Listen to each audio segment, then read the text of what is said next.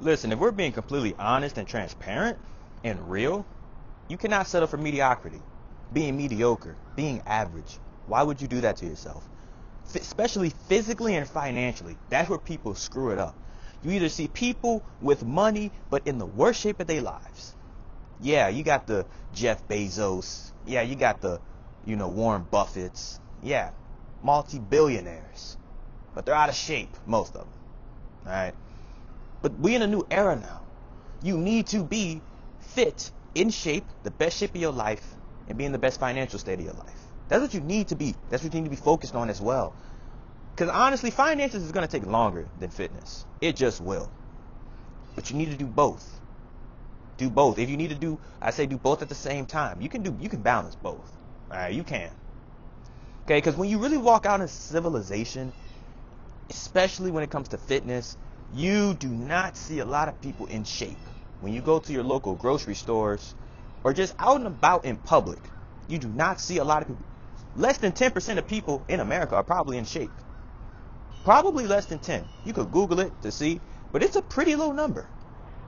Whatever that number, that average or percent is very low. To say we have billions of people in America, first world country, and we suck when it comes to our health. It sucks. It just does. And I mean, yeah, that could be, all the unhealthy stuff that we have, but they have healthier options. We just choose to engage in just the messed up stuff that's going to give us heart problems, diabetic issues, high sugar, high cholesterol, all of that over a certain period of time, all because it tastes good? Listen, there's alternative healthy foods that taste good and don't taste just like grass or just dry. Okay, there's always good alternatives. Think about it. If you go to another country, most people in other countries aren't big, per se, because they don't eat the same food we eat in America. They just don't.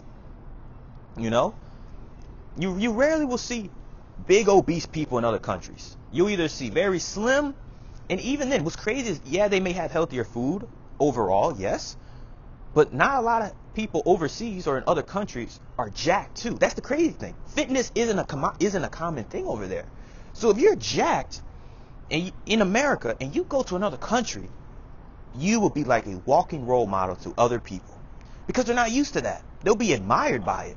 They want to know, how did you get that size? How did you get so big? How did you get so muscular? How did you get in shape? I'm saying naturally too. We're not taking any type of anabolics or Tren or HGH, TRT. We're not talking about any of those unnatural supplements or substances. We're talking about naturally. And the thing is, you don't have to be the biggest. As long as you're under 15% body fat, and you literally under 50% body fat, I consider you jacked. If you're under 50% body fat and you're literally you can fill out your frame, obviously depending on your height, weight, fill out your frame under 15% body fat, you're jacked. To me, because you don't need to be a bodybuilder to be considered jacked. That's where the whole fitness community got it messed up. Where you need to, take all this extra supplement. Man, when you don't take that stuff, I'm telling you, whatever your genetics are, don't blame your genetics. If anything, you getting into the best shape of your life will change your genetics. It will change your genes. It will change the genetic code. Because now, when you have kids, they'll inherit your genetics. I mean, yeah, they might be skinny for a little bit, or they might start off a little chubby and chunky, as they get older. But once you really get them into the gym, into the weights, they'll be able to put on that muscle a little quicker because you changed their genetic code. I'm telling you, that's why you want to do it. You want to extend your bloodline. You don't want to cut it short. You don't want it to be a generational curse of struggling health and wealth. You don't want to do that. You have to be the first person in your family, whether they believe in you, whether they trust you or not. You got to believe and trust yourself that you'll be the first person in your family to change that. To change not just your situation, but their situation. You have to, especially as a young man. I know society has a lot of pressure on us, but one thing at a time, okay? Especially if you want the right woman. Listen, you focus on your health, because health is wealth. You got to be in the best shape of your life. You got to be healthy in order to go hard for your goals. You need to have the mindset. You need to be mentally tough to go hard, to be disciplined, to be consistent, and to keep going when times get tough, when you feel like you're in a rut or you feel like you hit rock bottom. And then the finances. Finances is everything in life. You don't have to be the richest. You know, but as long as you do well for yourself, you're stable and whatnot, women see you as their best option.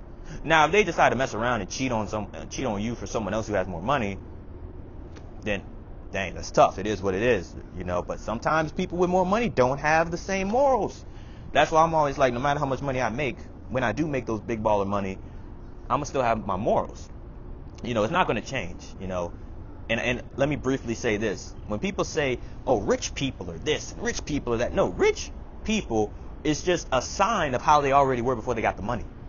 So if they're rich and they're douchebags, they were already douchebags at least on, and the money just amplified it. Money amplifies who you really are at the core. That's what it does. I don't believe money changes you. It just amplifies who you really are. It shows your true colors. So yeah, that may be controversial to some people. But if we're being real, that's what it really is. So I hope you learned something from this, that mediocrity is not it. It never was it. And in the next few years, if you're still doing the bare minimum, being mediocre, you're just going to be wiped out by society. When I mean wiped out, I mean you're just going to be wiped out as in left behind. You can't progress forward. You're going to be left behind, you know, like the boomers. Left behind, still stuck in your own ways and wondering why ain't nothing working out for you. You're just going to be looking confused. All right. That's in this video. This resonated with you. Save it. Watch it again. Subscribe if you enjoyed the video. Subscribe if this channel is something that you need. You know, if someone needs to see this or hear this, share this video with them. If they are kind of contemplating, or if they're kind of lazy and mediocre, share this video with them. Let them see it. Let them get their insights on it. Comment. Subscribe. Until next time, I'm gonna see y'all in the next one.